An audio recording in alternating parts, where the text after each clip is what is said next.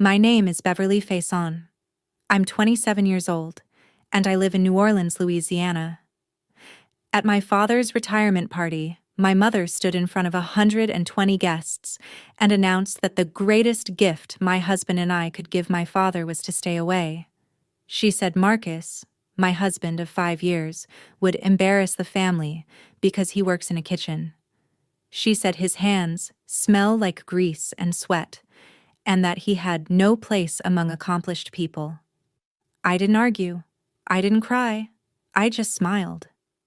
Because what my mother didn't know, what my father, the most respected food critic in New Orleans, didn't know, was that for the past year, every time he sat down at his favorite restaurant and ordered the dish he called transcendent, the dish he said was worth the drive alone, Marcus was in the kitchen, making it. With those same hands my mother called too dirty to shake. And when my father found out, everything shattered. People think line cooks just follow recipes. They don't understand that sauce making is alchemy. You can't fake it. You can't rush it. Marcus would spend 11 hours making a beurre blanc that diners would finish in 3 bites, and he never once said it wasn't worth it. He wakes up at 4:30 every morning. The alarm goes off in the dark and I feel him slip out of bed, careful not to wake me even though I'm always awake. I hear the shower run. I smell the coffee he makes. Black, no sugar, strong enough to strip paint. By 5:15, he's gone. He comes home at 11:15 at night, sometimes later. 6 days a week, 52 weeks a year. He makes $52,000 a year as a lead saucier at Maison Vermilion, a James Beard-nominated restaurant in the French Quarter. It's not a lot of money, not in a city where rent keeps climbing and everything costs more than it should. But Marcus never complains. He loves what he does. He loves it the way some people love their children, with this fierce, protective devotion that doesn't need to be explained. When he comes home at night, he smells like thyme and butter and something darker, earthier. Rue, maybe, or the cast iron pans he uses to build flavor in layers. His hands are always clean by the time he gets home. He scrubs them raw every night before he leaves the kitchen. But if you look closely, you can see the calluses on his palms from holding knives, the burn scar on his left thumb from a roux pot that splashed, the way his fingers curve slightly inward from years of gripping handles. My father never asked what Marcus did for a living. He just assumed it wasn't worth asking about. My father, Raymond DuPont, is a legend in New Orleans. At least, that's what people call him. He's been a food critic for 30 years. He writes for New Orleans Magazine, and before that, he wrote for the Times-Picayune. He has a column. He has a following. When my father writes a review, restaurants live or die by it. In 30 years, he's written over 2,400 reviews. 87 restaurants closed after he gave them 1 or 2 stars. 43 restaurants became institutions after he gave them 4 or 5. People trust him. Chefs fear him. And my father, he loves that. He loves the power of it. The way people lean in when he talks about food, like he's revealing secrets from another world. He talks about having a refined palate. He talks about recognizing excellence. He talks about food the way other people talk about art or religion, with this reverence that borders on obsession. But here's what most people don't know. My father grew up poor. His father, my grandfather, was a line cook at a diner on Magazine Street. He worked there for 40 years. He died of a heart attack in that kitchen when he was 62, and my father was 23. My father told me once, when I was 16, that he swore he'd never end up like his own father. He said, "My father worked himself to death in a kitchen and died with nothing. I swore I'd never let that happen to me. I write about food. I don't make it." There's a difference, Beverly. One requires a mind. The other just requires hands. I remember that conversation. I remember the way he said hands, like it was something dirty. like manual labor was beneath him. So when I brought Marcus home in 2019 and said, "Dad, this is my fiancé. He's a cook." I watched my father's face turn to stone. He stared at Marcus for 8 seconds. I counted. Then he stood up and walked out of the room. He didn't say a word. He just left. My mother, Claire, looked at me and said, "Beverly, you can't do this to this family." I said, "Do what? Fall in love?" She said, "You know what I mean." We got married anyway. It was a small wedding. 60 people. My father showed up because my mother made him. He stood at the back of the church during the ceremony. He didn't walk me down the aisle. I walked myself. He didn't give a toast. And when Marcus held out his hand to shake at the reception, my father looked at it for 3 seconds and then turned and walked away. 45 minutes later, my father left the wedding. My mother stayed another hour, but she didn't speak to me. She didn't hug me. She just stood by the bar, drinking white wine and looking like she was at a funeral. That was 5 years ago. In those 5 years, my parents and I have had 0 family dinners, 0 phone calls where we talked about anything real. Christmas in 2022, my mother called and said, "If you bring him, your father will leave." Is that what you want? To ruin Christmas for everyone because you chose a man who smells like a deep fryer? I hung up. Marcus and I spent Christmas alone that year. We made jambalaya and watched old movies and pretended it didn't hurt. But here's the thing my parents didn't know. While they were icing us out, Marcus was building something extraordinary, something that would end up in my father's mouth. In October of 2023, my father published a review of Maison Vermilion. I was at work when it went live. I opened the New Orleans Magazine website on my phone during my lunch break, and I saw the headline, Maison Vermilion, the gold standard of Creole cuisine, by Raymond Dupont. 5 out of 5 stars. My father almost never gives 5 stars. I scrolled down, reading, and then I got to the part about the étouffée. He wrote, "I have eaten étouffée at every restaurant in this city worth mentioning, from Commander's Palace to the humblest corner cafe. I have eaten it in Breaux Bridge, in Lafayette, in kitchens where grandmothers guard recipes like state secrets. But I have never, and I mean never, tasted an étouffée like this. The sauce is transcendent. The roux is dark as mahogany but carries no bitterness. The shrimp, Gulf, obviously, and fresh, release their sweetness slowly like a secret being whispered. And underneath it all is a depth I cannot name. It's earthy. It's almost smoky? No. It's darker than that. It's the taste of something loved. This is not cooking. This is alchemy. The saucier here is a master. And I would drive 2 hours in traffic just to taste this dish again. If I could only eat one meal for the rest of my life, it would be this." My hands were shaking when I finished reading. I knew Marcus worked at Maison Vermilion. He'd been there since June of 2021, but I didn't know he made that dish. Marcus worked the sauce station, but I thought he made other things: stocks, reductions, the beurre blancs, and the demi-glaces. I didn't know he made the étouffée. I called him. He was at work, in the middle of lunch service, but he picked up. I said, "Babe, are you busy?" He said, "A little. What's up?" I said, "Dad just reviewed your restaurant." There was a pause. 3 seconds.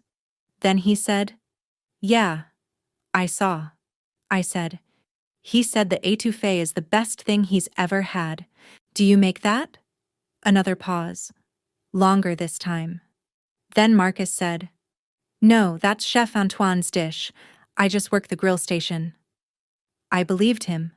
Why wouldn't I? Marcus had never lied to me before. I said, "Okay. Well, that's good. At least Dad's praising the restaurant where you work." Marcus said, "Yeah, I guess so." We hung up. I went back to work, and I didn't think about it again. But 3 weeks later, I was at my parents' house. My mother had called and asked me to stop by to pick up some old photo albums she'd found in the attic. I went alone. Marcus was working. My father wasn't home. It was just my mother and me, and the conversation was strained and awkward, the way it always was now. As I was leaving, I passed my father's office.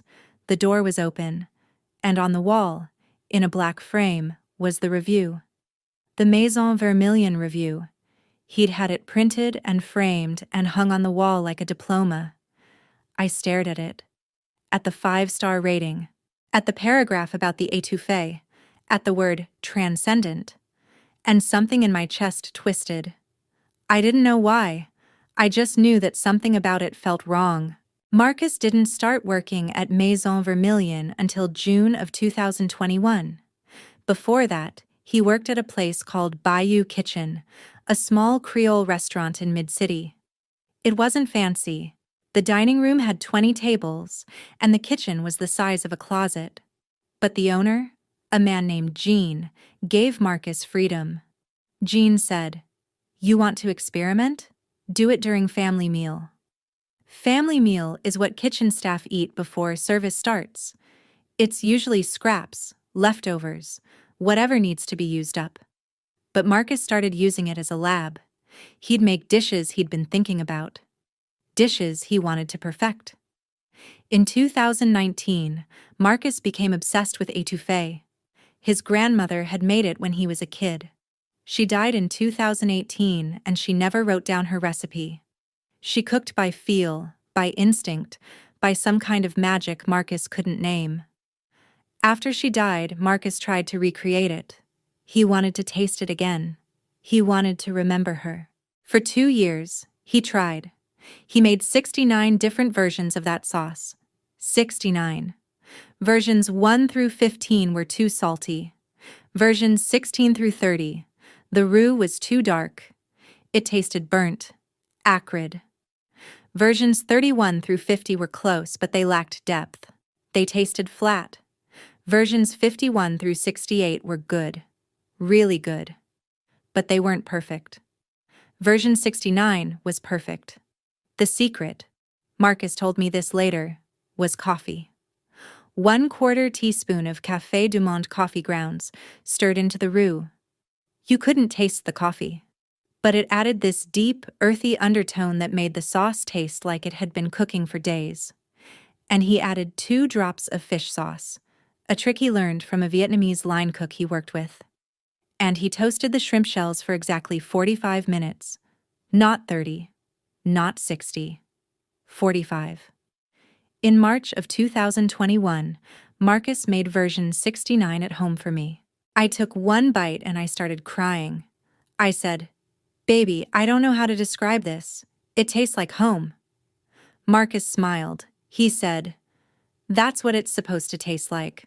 In April of 2021, a man walked into Bayou Kitchen and ordered the étouffée. His name was Antoine Rousseau. He was the head chef at Maison Vermilion.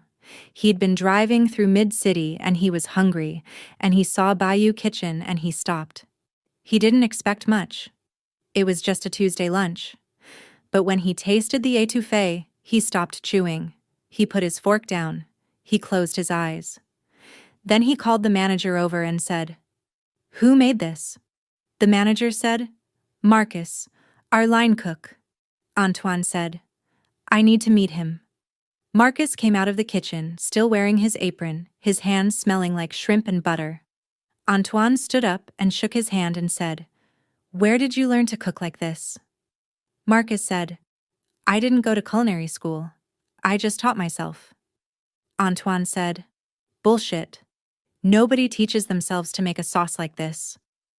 Marcus said, "I made it 69 times over 2 years." Antoine stared at him. Then he said, "Do you want to work for me?" Antoine offered Marcus $52,000 a year. That was more than double what he was making at Bayou Kitchen. The position was lead saucier at Maison Vermilion, one of the most respected restaurants in New Orleans. James Beard nominated 3 years running. A AA4 Diamond rated. Marcus said yes. He started on June 1st, 2021. I was so proud of him. I wanted to tell my parents. I said, "Baby, we have to tell them. Maison Vermilion is Dad's favorite restaurant. Maybe this will change things." But Marcus said, "No, don't." I said, "Why not?" He said, "Because if you tell them, they'll think I'm trying to prove something. They'll think I'm trying to get into your father's world through the back door, and they'll resent me even more." I didn't understand it then, but I let it go. In August of 2021, Marcus's étouffée went on the menu at Maison Vermilion. It was listed as Maison Vermilion Signature Étouffée, $38. Marcus's name wasn't on the menu. That's standard in fine dining. The head chef gets the credit. The line cooks stay invisible. For 2 years, Marcus made that sauce every single day. He woke up at 4:30 in the morning and got to the restaurant by 5:15. He started prepping the roux at 5:30. It took 4 hours to make a batch. Slow, careful stirring over medium heat, watching the color shift from blonde to peanut butter to mahogany. If you rushed it, it burned. If you didn't stir constantly, it seized. Marcus made 40 to 60 portions a day, depending on reservations. And for 2 years, my father had no idea. On October 15th, 2023, my father's review went live. Marcus read it at work, during a break between lunch and dinner service. He stood in the walk-in cooler, staring at his phone, reading the words transcendent and alchemy and the best thing I've ever tasted. And he didn't tell me. He came home that night at 11:30. I was awake, reading in bed. He sat down on the edge of the mattress and he said, "Your dad reviewed the restaurant today." I said, "I know. I read it. He loved the étouffée."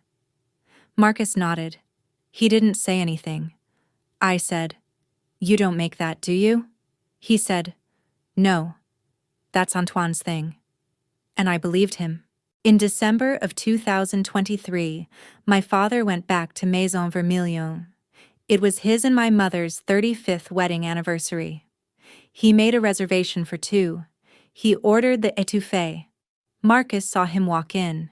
He was standing at the sauce station and he looked through the kitchen window into the dining room, and there was my father, sitting at table 12 with my mother, holding the menu. Marcus's hands started shaking. The sous chef noticed. He said, "You good, man?" Marcus said, "Yeah, that's my father-in-law out there." The sous chef said, "The critic? Shit. No pressure, huh?" Marcus said, "He doesn't know it's me." When the order came in, étouffée for table 12, Marcus made it himself. He took an extra 2 minutes with the roux, making sure the color was perfect. He tasted it 3 times before he plated it. His hands were shaking so badly that he almost dropped the bowl. He passed it to the expediter. The expediter passed it to the server. The server brought it to my father. My father took 1 bite, then another. Then he put his fork down and said to my mother, "This is even better than last time." My mother said, "You say that every time." My father said, "Because it's true every time." Marcus heard it. He was standing near the kitchen door, listening, and when he came home that night, he sat on the bed and he said, "Your dad came in tonight." I said, "Did he see you?" Marcus said, "No, he never does." Between November of 2023 and September of 2024, my father went back to Maison Vermilion 6 times. Visit number 2 was the anniversary dinner in December. Visit number 3 was in February, a business dinner with his editor. Visit number 4 was in April. He brought my little brother, Luke.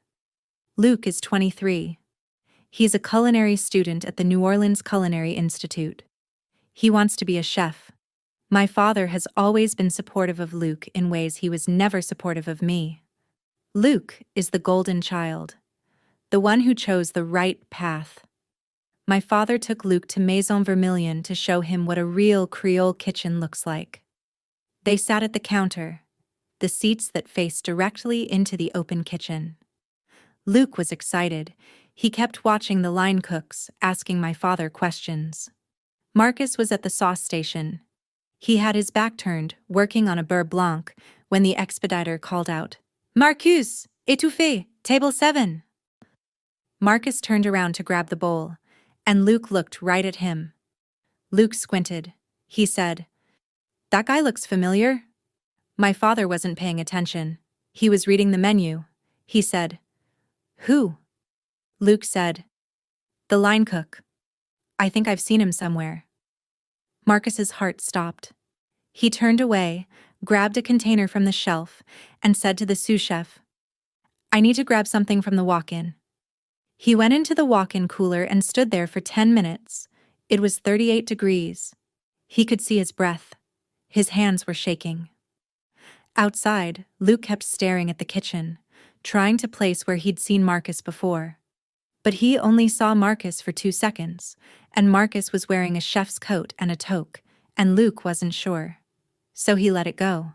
My father ordered the étouffée, but this time, Marcus didn't make it. The sous chef made it instead, because Marcus was hiding in the cooler. When my father tasted it, he said, "It's good, but it's different today." Luc said, "Different how?" My father said, "It's missing something. It doesn't have the same soul." Marcus heard that later when he came out of the cooler. The sous chef told him. And Marcus felt 2 things at once. Pride, because my father could taste the difference when it wasn't Marcus's hands making it, and terror, because he was running out of time. Eventually, my father would find out. Eventually, this secret would explode. In August of 2024, 3 weeks before my father's retirement party, Marcus tried to tell me. It was a Tuesday night. We were at home. I was working on a project for my job, something with a tight deadline. Marcus sat down next to me on the couch and said, "Babe, we need to talk." I said, "About what?" He said, "About your dad and the restaurant." I looked up from my laptop. I said, "What about it?" He opened his mouth. He was about to say it. I could see it in his face. The weight of the truth pressing down on him, ready to come out. And then my phone rang. It was my boss. An emergency. A file had been corrupted and I needed to fix it before 11 p.m. or we'd miss the deadline. I said, "Babe, I'm so sorry. Can we talk about this later?" Marcus hesitated. Then he said, "Yeah, it's fine. It's not that important."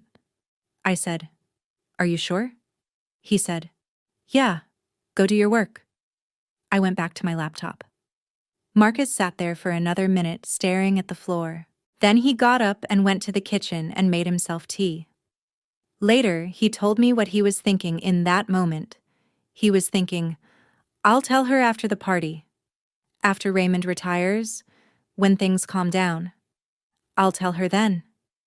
He didn't know that in 23 days, the truth would walk into a ballroom and announce itself in front of 120 people.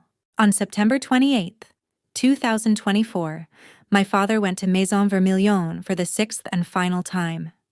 It was a farewell dinner. He'd invited 8 colleagues, food critics, journalists, editors, to celebrate his retirement. He made a reservation for 9 people at 7 p.m. When the group arrived, my father insisted they all order the étouffée. He said, "You have to try this.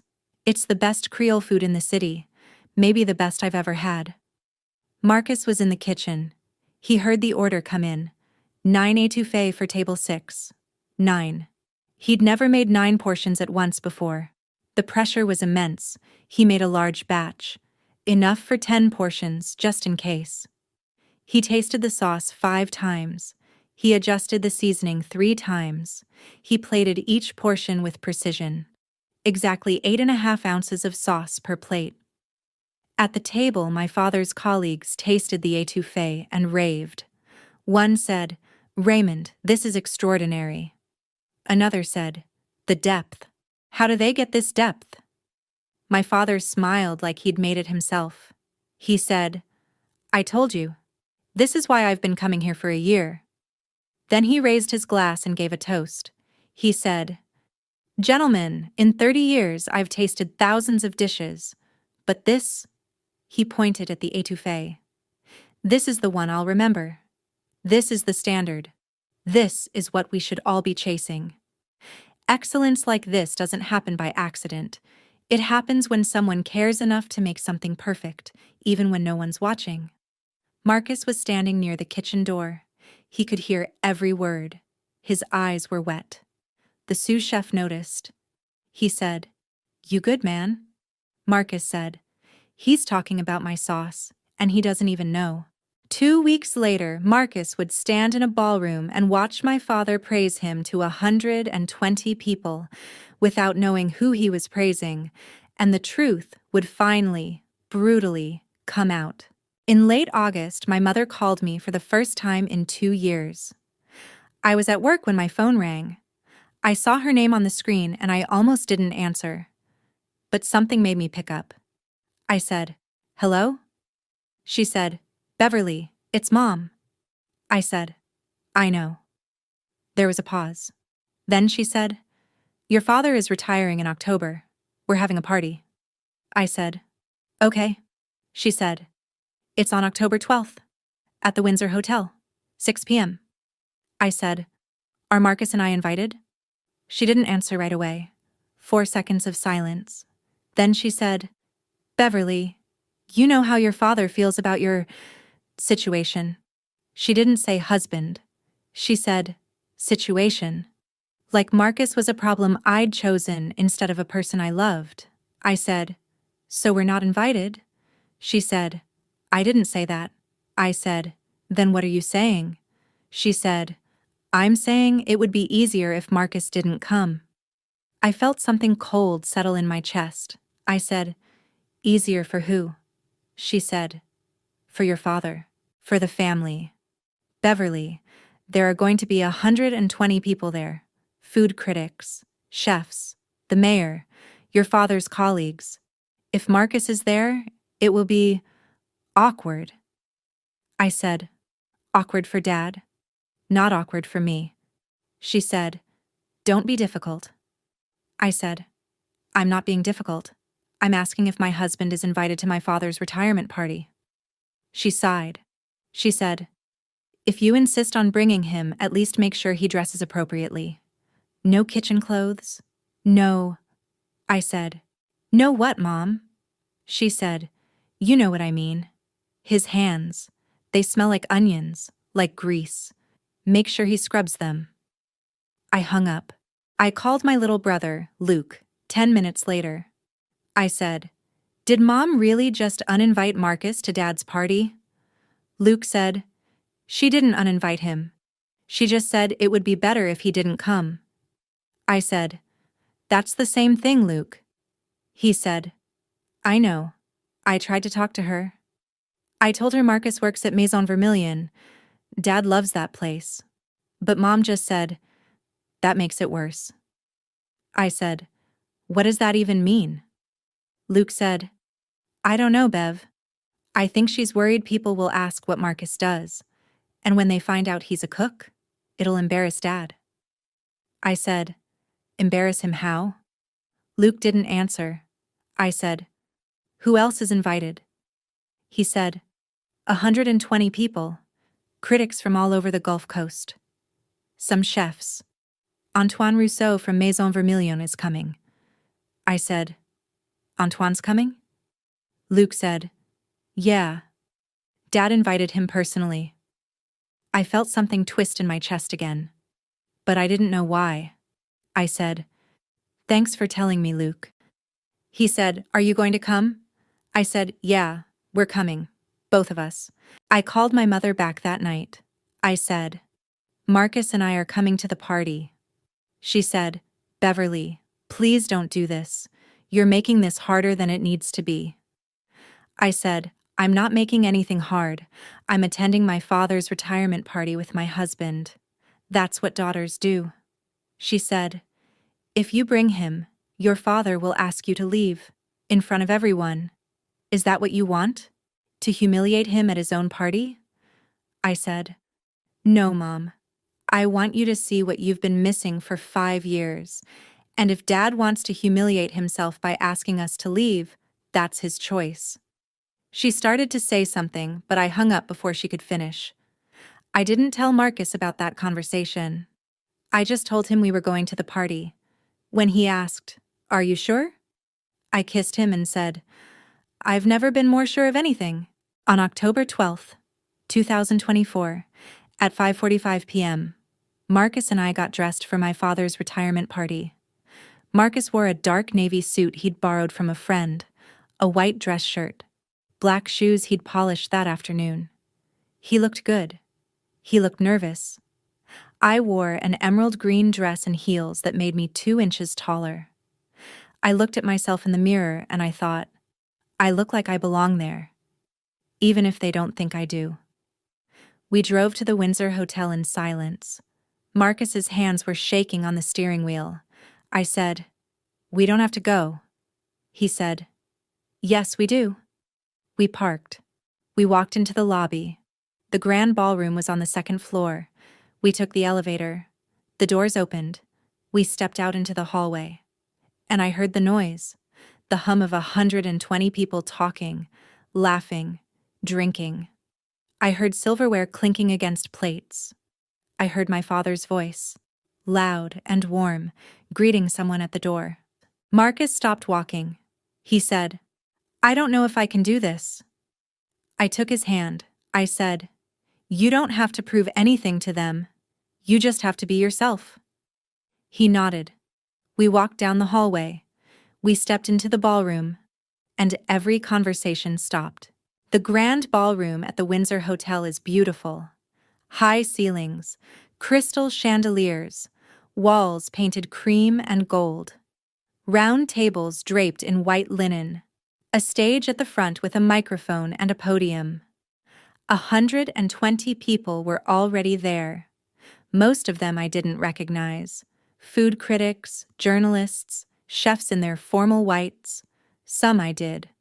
Old family friends, my father's colleagues, my mother's book club.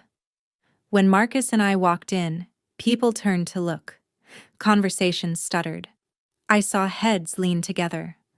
I heard whispers. My mother was standing near the bar. She saw us and her face went pale. She walked over quickly, her heels clicking on the marble floor. She stopped 3 feet away and said, "You came." I said, "You invited me?" She looked at Marcus. She said, "Marcus, you look different." Marcus said, "Good different or bad different?" She didn't answer. She turned and walked away. My father was across the room, talking to a group of men in suits. He glanced over and saw us. Our eyes met. He held my gaze for 3 seconds. Then he looked away and kept talking. He didn't come over. He didn't wave. He didn't acknowledge us at all. Marcus and I stood near the back of the room, by the tall windows that overlooked the street. For 32 minutes, no one came to talk to us except Luke. Luke walked over, smiling, and hugged me. He shook Marcus's hand and said, "I'm glad you guys came." Marcus said, "Thanks for the heads up about the guest list." Luke said, "Yeah, Mom told everyone you were too busy with work to make it. When people see you, they're going to know she lied." I said, "Good." Luke glanced over his shoulder. He said, "Mom's been watching you guys for the last 10 minutes. She looks like she's going to have a breakdown." I said, "That's her problem, not mine." Luke grinned. He said, "I love you, Bev." He walked away. Marcus and I stood there, alone again. Marcus whispered, "Do you want to leave?" I said, "No, we're staying." And then the lights dimmed. The slideshow started. A screen dropped down at the front of the room, 20 feet wide, 10 feet tall. The first photo appeared. My father, young, maybe 25, standing in front of a typewriter. The caption read, 1994, first byline, Times Picayune. The slideshow cycled through 40 photos. My father at restaurants. My father shaking hands with famous chefs. My father at the James Beard Awards. My father holding a pen, looking thoughtful, like he was about to change the world with his words. Photo number 27 was my father standing in front of Maison Vermilion. He was smiling, holding the door open. The caption read, "My favorite restaurant in New Orleans." I glanced at Marcus. His jaw was tight. Photo number 34 was my father holding a framed article. It was the Maison Vermilion review. He was pointing at the headline, grinning. The caption read, "The review I'm most proud of." Marcus stared at the screen. His hands were clenched into fists. The slideshow ended. The lights came back on. There was applause. 45 seconds of clapping, people standing, cheering for my father's 30 years of work. My father walked to the microphone. He smiled. He started his speech. He talked for 4 minutes about food, about what it means to recognize excellence, about the privilege of tasting the work of talented people. Then he said, "For 30 years, I've asked myself, what separates good food from great food? And I've learned that it's not technique. It's not expensive ingredients. It's not Michelin stars or James Beard nominations. It's care. Great food happens when someone cares enough to do it right, even when no one's watching, even when they're tired, even when they could cut corners and no one would know." He paused. He looked out at the audience. I've been privileged to taste the work of people who care that much, and one dish in particular, has defined my final year in this career. Another pause. The étouffée at Maison Vermilion. If you haven't had it, you're missing the best Creole food in this city. Maybe the best I've ever had. Period. I don't know who the saucier is. I've never met them. But whoever they are, they're an artist. And they've reminded me why I fell in love with food in the first place. I looked at Marcus. His eyes were wet. My father kept talking about legacy, about excellence, about the people who make beauty in silence. And then, across the room, the door opened. Chef Antoine Rousseau walked in. Antoine was late. He was wearing a chef's coat, crisp white, perfectly pressed. He walked through the crowd, smiling, shaking hands. My father saw him and his face lit up. He said into the microphone, "Ah, Chef Antoine from Maison Vermilion just arrived. Perfect timing." The room applauded. Antoine waved. He walked toward the stage. My father stepped down and shook Antoine's hand. They talked for a few seconds, too quietly for anyone else to hear. Then my father turned back to the microphone. He said, "Ladies and gentlemen, this is Chef Antoine Rousseau, head chef at Maison Vermilion, the restaurant I just mentioned." More applause. My father smiled. He said, "Antoine, since you're here, would you mind if I asked you about that étouffée? I've been raving about it for a year, but I don't actually know who makes it." Antoine laughed. He said, "Of course. I'd love to introduce you to—" He scanned the room. His eyes landed on Marcus. His face lit up. He said, "Marcus, there you are." The room went quiet. My father looked confused. He said, "Marcus?" Antoine pointed at Marcus, smiling, oblivious to the tension. He said, "Raymond, I didn't know Marcus was here. Perfect. Come up, Marcus." Marcus didn't move. I could feel every pair of eyes in the room turn toward us. Antoine kept talking, cheerful and unaware. He said, "Marcus Faison, my lead saucier, the man who makes that étouffée you love so much, Raymond." Complete silence. My father's face went pale. He said, "Marcus Faison?" Antoine nodded. He said, "Yes. Your son-in-law, right? I didn't realize you two knew each other so well." Marcus is brilliant, Raymond. Absolutely brilliant. That sauce. He developed it over 2 years before I even hired him. He's a genius. My father stared at Marcus. Marcus stared back. 11 seconds of silence. Then my father said, his voice barely audible, You made it? Marcus nodded. My father said, The étouffée. The one I... Marcus said, Every time you came in. Yes, sir. I made it. Another 5 seconds of silence. Someone in the crowd, a colleague trying to ease the tension, said, Raymond, this is wonderful. Your son-in-law is the saucier you've been praising. My father didn't respond. He just stood there, holding the microphone, staring at Marcus like the ground had opened up beneath him. And then, he started walking. My father put the microphone down. He stepped off the stage. He walked across the ballroom floor. 47 steps. I counted. The room was silent. Everyone was watching. Marcus stood still. He didn't back away. He didn't move.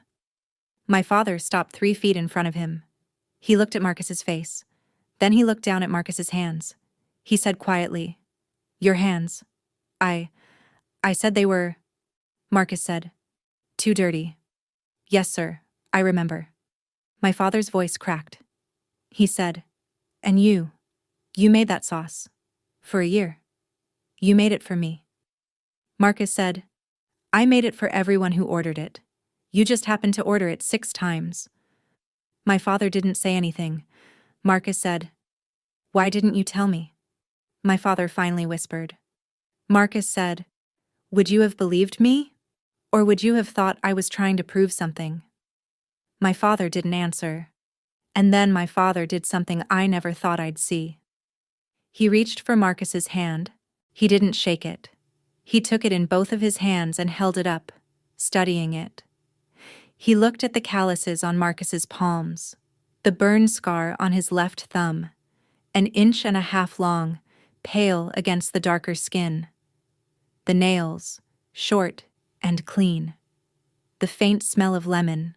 Marcus had scrubbed his hands with lemon juice for 20 minutes before we left the house, trying to get rid of the garlic smell. My father's voice shook. He said, These hands. I said they were too dirty to touch my daughter, and they made the most beautiful thing I've tasted in 30 years. He looked up at Marcus. I was wrong. I was so terribly wrong. Marcus said, Sir, you don't have to. My father said, No, I do. I have to say it. He turned to face the room, still holding Marcus's hand. He raised it so everyone could see. He said, his voice loud enough to carry, These hands made the dish I called transcendent. The dish I said was worth the drive. The dish I told you all to try, and I refused to shake them at his wedding. The room was silent. My father's voice broke. He brought Marcus's hand to his face, and he cried. My father, Raymond DuPont, the most respected food critic in New Orleans, the man who'd spent 30 years critiquing the world, stood in front of 120 people and wept over the hands he'd refused to touch. People started crying too.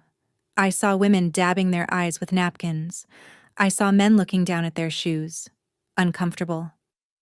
My mother was standing 10 feet away.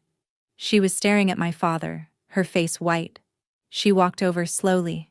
She said, Raymond, what are you? My father didn't look at her.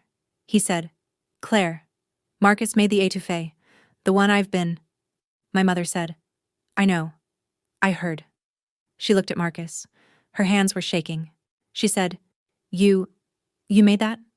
Marcus said, Yes, ma'am. And then my mother's face crumpled. She said, Oh my God. She remembered.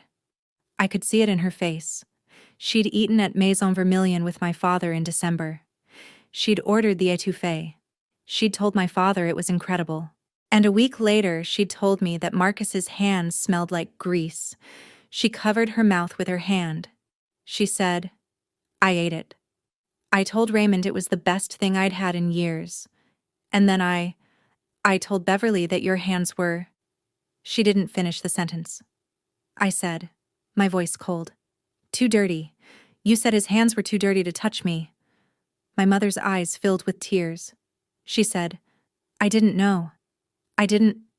I said, you didn't ask. You didn't care. You just decided. She stood there, shaking, and I felt nothing. No pity. No forgiveness. Just cold, hard clarity. The party was falling apart.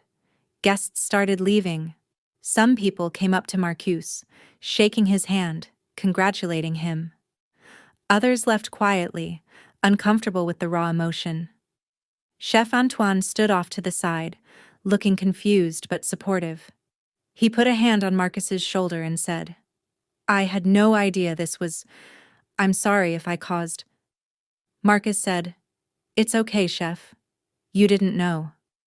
Antoine said, For what it's worth, you're the best saucier I've ever worked with. Marcus nodded. He couldn't speak. I grabbed Marcus's hand and pulled him out into the hallway, away from the crowd, away from my parents, away from the mess.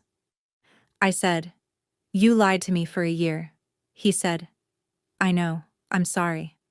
I said, Sorry? You think sorry is enough? You lied to me, Marcus. When I asked if you made that étouffée, you said no. He said, Because I didn't want you to have to choose between me and your father. I said, That wasn't your decision to make. That was my decision. You took that away from me. My voice was rising. I didn't care if people could hear. Marcus said, You're right. I was wrong. I thought I was protecting you. But I was scared. I said, Scared of what? He said, Scared that if I told you, your father would think I was trying to prove something. Or worse. That he'd think the food was only good because he didn't know I made it.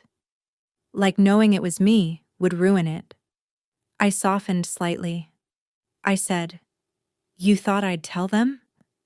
He said, I don't know. I just didn't want to put you in that position. I said, But you did put me in that position. Right now. In front of 120 people. He said, I know. And I'm sorry. I was going to tell you. In August I tried to tell you. But you were busy, and I said, I know. Luke told me. Pause. I said, Were you ever going to tell me, or were you just going to hide it forever? Marcus said, I already resigned. My last day is October 31st. I was going to tell you after the party, when things were less complicated. I stared at him. I said, Nothing is ever less complicated, Marcus. Life is complicated, and you need to trust me to handle it. He nodded. He looked down. He said, You're right. We stood there in the hallway for a long time, not speaking. Finally, I said, I need time. He said, I understand. I said, But I'm not leaving you. I just need time to figure out how to trust you again. He said, Okay. We walked back into the ballroom. My father was still there, surrounded by guests, looking lost. I walked to the microphone. I didn't ask permission. I just picked it up and tapped it. The room went quiet. People turned to look at me. I said, Sorry to interrupt. I'm Beverly Faison, Raymond's daughter. Pause. Some of you know me, some of you don't. Some of you were told I was too busy with work to come tonight. That's a lie. The truth is, my mother didn't want me to come because she thought my husband would embarrass my father. People shifted uncomfortably. I kept going. Marcus, my husband, is a line cook. My family thought that meant he was beneath us. For 5 years, my father refused to shake his hand. My mother said his hands were too dirty. And for 1 year, Marcus made the dish my father called the best thing I've ever tasted. The irony isn't lost on me, and I hope it's not lost on any of you. I looked at my father. Dad, you spent 30 years writing about food, about excellence, about people who care, but you missed it when it was standing right in front of you. Not because you weren't smart enough, but because you didn't want to see it. My father was listening. He didn't interrupt. I said, I don't know where we go from here. I don't know if I can forgive this. But I know one thing. If you want a relationship with me, with us, you need to do more than apologize in this room. You need to change, publicly. And you need to start by telling the truth about who made the dish you love. I put the microphone down. My hands were shaking, but my voice had been steady. My father looked at me like he was seeing me for the first time. He walked to the microphone. He said, Beverly's right, about all of it. He looked out at the room. I was wrong, not just about Marcus, about the way I judge people, about the way I let my ego blind me to excellence. Marcus Faison made the dish I praised, and I refused to shake his hand at his wedding. That's not just hypocrisy. It's cruelty. And I'm ashamed. He looked at Marcus. Marcus, I don't expect you to forgive me, but I want you to know. I'm going to spend the rest of my retirement trying to make this right. I'm going to write an article. Not a review, but a correction. I'm going to tell everyone who made that étouffée. And I'm going to explain why I was wrong about you. Marcus said, Sir, you don't need to. My father said, I do. Not for you. For me. The room was silent. Then slowly people started clapping. 55 people. Not everyone, but enough. 2 months later, in December of 2024, New Orleans Magazine published an article written by my father. The headline was, The Hands I Refused to Shake, A Critic's Reckoning. It was 2,400 words long. The magazine made it the cover story. I read it at home, sitting on the couch with Marcus. My father wrote, In October, I reviewed an étouffée I called Transcendent. I said the saucier was a master. I was right. What I didn't know was that the saucier was my son-in-law, a man I'd refused to acknowledge for 5 years because I believed his profession was beneath my family. I was wrong. Spectacularly, shamefully wrong. Marcus Faison is not just a line cook. He is an artist. And the dish I praised, the dish I said was worth the drive, was made by hands I once called too dirty to touch my daughter. This is not a review. This is an apology. To Marcus, to my daughter Beverly, and to every cook, every dishwasher, every person in a kitchen who has been made to feel lesser because their work involves sweat and heat and oil. You are not beneath anyone.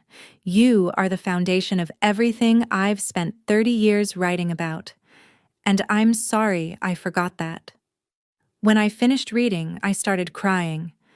Marcus said, He actually did it. I said, Yeah, he did. We set boundaries with my family. I told my parents, We'll attend family dinners, but if anyone disrespects Marcus, we leave. No second chances. I told my mother, You need therapy, not because we're forcing you, but because you need to confront why you judge people the way you do. I told my father, You need action, not just words. Prove you've changed. They agreed. In January of 2025, we had our first family dinner in 5 years. It was at my parents' house. It was awkward. But it was civil. My mother had started therapy. She'd been to 2 sessions. My father asked Marcus about his work. It was the first time he'd ever asked. He said, Marcus, are you still at Maison Vermilion? Marcus said, No, I quit in October. I'm a private chef now. My father said, Private chef? For who? Marcus said, For people who want homemade quality food, small dinners, intimate events. My father said, That sounds perfect for you. It wasn't much, but it was something. In March of 2025, 6 months after the party, Chef Antoine invited my father and Marcus to Maison Vermilion after hours. He said, "Raymond, you praised this kitchen for a year. Maybe it's time you actually saw how it works." We went at 10 p.m. after the restaurant closed. It was just Antoine, my father, Marcus, and me. Marcus put on a borrowed chef's coat. My father put on an apron. It was the first time in his life he'd ever worn one. Marcus said, "Okay. First step, the roux. You need equal parts flour and oil." My father said, "How much?" Marcus said, "3/4 of a cup of each, but first, you need to feel the pan." He guided my father's hand to the cast iron skillet. "Do you feel the heat?" My father said, "Yeah, it's hot." Marcus said, "Not just hot. It needs to be the right temperature. If it's too hot, the roux will burn. If it's too cold, it won't develop color." For 47 minutes, my father stood over that pan, stirring. His arm got sore. He said, "How do you do this every day?" Marcus said, "Practice and love." When the roux reached the perfect mahogany color, Marcus said, "There, you see that? That's the color we need." My father stared into the pot. He said, "It's beautiful." Marcus said, "That's the foundation. Everything else builds on this." 2 hours later, the étouffée was done. Marcus plated 4 portions.